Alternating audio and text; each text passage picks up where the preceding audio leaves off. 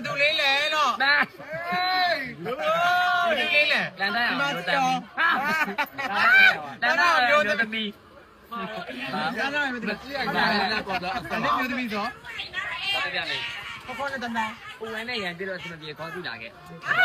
ဒီဝဲဒီမှာကလည်းနော်ဟုတ်ပါဘူးတရားလူကြားလေကိုယ်စိတ်ကမင်းတို့လည်းလွဲဆိုခဲ့ချိန်တည်းမရဝမ်းကြတယ်အတော်လုံးစစ်တယ်အတော်လုံးမခါရုံပဲတော့လုံးစစ်တာဦးဝဲက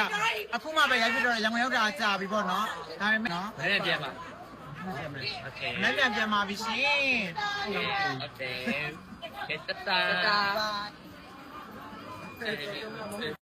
မမဘဲရေဝမ်းဘာပြောလဲလားဝမ်းကျွမ်းရေပြောတာပွဲစွာတဲ့ဟိုအားတဲ့ရေးစားပေးပါဟုတ်လားအဲ့စကားပြန်ပေးအောင်ဘာပြောလဲတော့အခုလည်းကြည့်လို့သူ့ပေးပါတဲ့ဟုတ်လားမဟုတ်အဲ့လိုပြောမှာဘယ်လိုပြောလဲဝမ်းဆိုတာဥဝဲလို့ပြောတာဝမ်းဟုတ်ကဲ့ဝမ်းအဲ့